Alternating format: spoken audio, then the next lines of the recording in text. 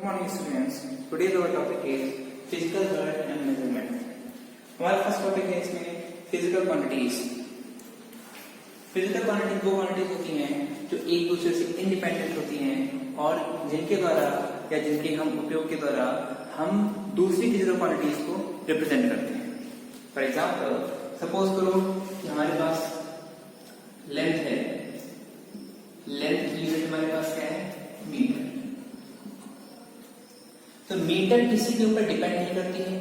ठीक है, लेंथ हमारे पास सिंपल अगर है तो वहां पे हमारे पास यूनिट हमारे पास सिंपली क्या रहेगी?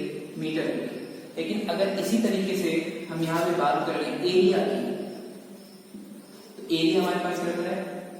Length into breadth. ठीक है, तो यहाँ पर L इंटू बी क्या हो जाएगा? मीटर स्क्वायर में आएगा हमारे पास जो भी आंसर आएगा.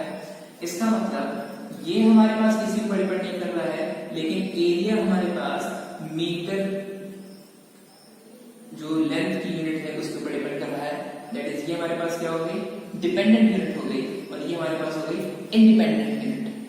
That is length is a simple fundamental physical quantity. ठीक है,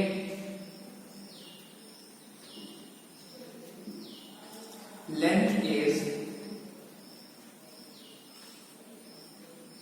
fundamental physical quantity.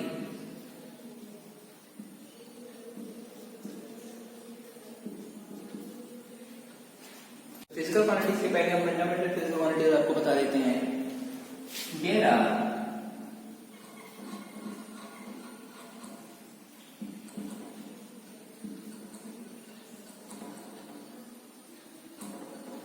seven fundamental physical quantities.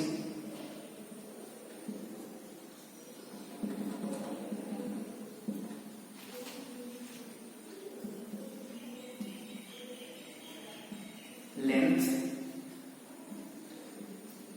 mass, time, current,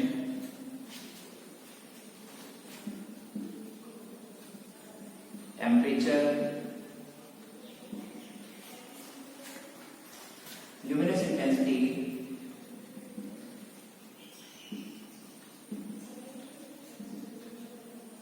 and seventh is amount of substance.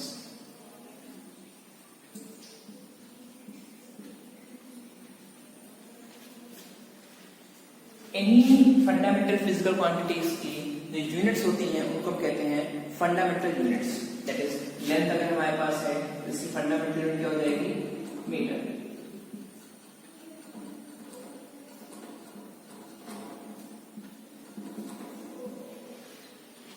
मास की हमारे पास क्या हो जाएगी?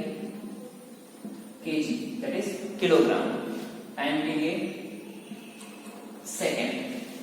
ठीक है, करंट के लिए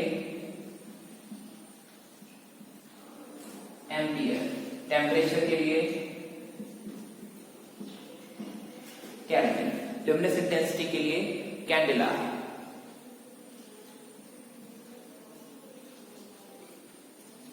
एंड अमाउंट ऑफ सब्सटेंस के लिए मोल. अगर इनकी नोटेशन की बात करेंगे तो हम इसको सिंपली स्मॉल एम से डिनोट करते हैं, इसको हम केजी से डिनोट करते हैं, इसको हम एस से डिनोट करते हैं, एम्पियर को कैपिटल ए से, केल्विन को कैपिटल के से, कैंडेला को सीडी से और मोल को मोल से डिनोट करते हैं. इसके बाद नेक्स्ट टॉपिक हमारा है डेफिनेशन ऑफ फंडामेंटल यूनिट्स. पहले फंडामेंटल यूनिट हमारे पास है मीटर. ठीक है, तो अगर हम प्योर क्रिप्टॉन 86 कंसीडर करें तो प्योर क्रिप्टॉन 86 में ऑरेंज रेड लाइट के लिए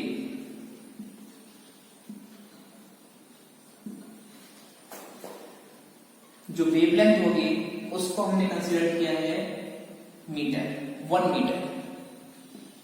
ठीक है, ऑरेंज रेड लाइट के लिए हमारे पास यहाँ पे वेवलेंथ होती है दैट इज 1650 763.73. अपना अपना याद करने का तरीका है. ठीक है, तो यहाँ डेफिनेशन क्या रहेगी?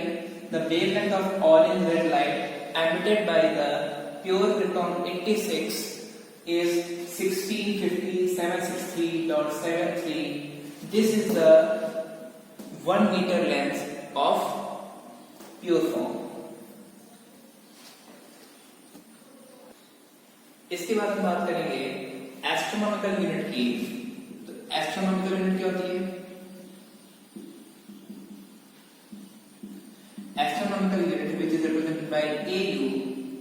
ठीक है, तो सन से अर्थ के बीच की जो एवरेज डिस्टेंस है उसको हम कहते हैं astronomical unit. That is the average distance from the sun to earth is known as astronomical unit, which is 1 AU is equals to 1.496 into 10 to the power 11 metre.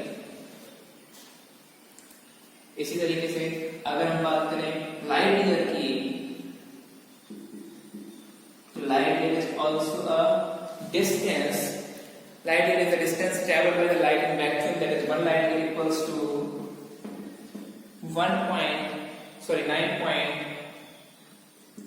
9.45 into 10 to the power 12 kilometer or 9.45 into 10 to the power 15 meter. This is the 1 light year. ठीक है, हमारे पास जब कोई भी object अगर vacuum में travel कर रहा है तो वहां पर हम जो डिस्टेंस कंसीडर करते हैं वो लाइट ईयर में कंसीडर करते हैं। इसके बाद हम डेफिनेशन देखिए 1 किलोग्राम की। तो 1 किलोग्राम जो डेफिनेशन है वो है प्लैटिनम एरियम का weight, which is rod platinum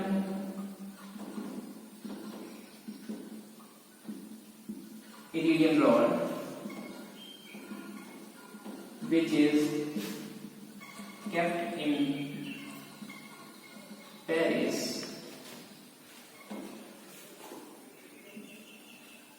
this is considered as 1 kg। Paris में वहां पे एक रॉड रखी गई है वहां के लैब में, उसका वेट हमने कंसीडर किया है 1 किलोग्राम। इसके अलावा जो 1 किलोग्राम की जो डेफिनेशन है वो ये भी दे सकते हो कि 4 डिग्री टेम्परेचर पे 1 लीटर जो हमारे पास वाटर होता है उसका वेट भी हमारे पास 1 किलोग्राम होता है। 4 डिग्री सेल्सियस पे हमारे पास आपको पता होना चाहिए जो उसका वॉल्यूम होता है वो सबसे ज्यादा होता है। ठीक है, तो वहां पर भी जो हमारे पास उसका वेट होगा, सॉरी मास होगा, वो कितना होगा? 1 किलोग्राम।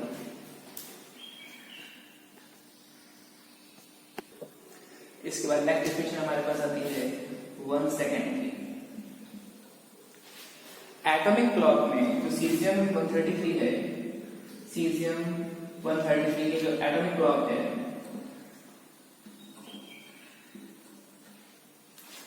इस एटॉमिक क्लॉक में ये एटम जितने वाइब्रेशंस करता है उसको हम कंसीडर करते हैं 1 सेकेंड। और ये जो सीजियम 133 का एटम है ये उस एटॉमिक क्लॉक में कितने वाइब्रेशन करता है? That is 9 192 992 631 770। ठीक है, मुझे ऐसे ही याद हुआ था कि 992 631 770, बाकी आप जिस तरीके से याद कर लें। ठीक है, these variations in atomic clock of this cesium 133 atom is known as the 1 second time। उसके बाद डेफिनेशन हमारे पास है 1 एम्पियर। सपोज करो कि हमारे पास 2 कंडक्टिंग रॉड है, इनफाइनाइट लेंथ की है। ठीक है, इनको हमने 1 मीटर की डिस्टेंस पे रखा हुआ है। तो 1 मीटर की डिस्टेंस पे रखे होने पर इनके ऊपर क्या होगा? एक फोर्स डेवलप होगा और उस फोर्स की वैल्यू अगर हमारे पास कितनी है? 2 × 10⁻⁷ न्यूटन। अगर इतना फोर्स डेवलप हो रहा होगा तो हम कहेंगे कि इन कंडक्टिंग रॉड के बीच में जो करंट हो रही है that is 1 ampere. Next topic हमारे पास आता है 1 kelvin. 1 kelvin is the temperature of unit of temperature it is a part of thermodynamic temperature of the triple point of water. ठीक है, हमारे पास ट्रिपल पॉइंट ऑफ वाटर क्या होता है, that is एक ऐसा पॉइंट जहां पर वाटर की तीनों स्टेट पाई जाए, that is solid, liquid and gas, that is the triple point of water. तो उसी का एक पार्ट हमारे पास जो होता है, एक part, single part, that is known as one kelvin. Similarly mole और कैंडेला की डेफिनेशन आप अपनी बुक से नोट कर लेंगे, ताकि अगर कोई डेफिनेशन प्रॉब्लम हो तो आप अपनी बुक से भी देख सकते हैं।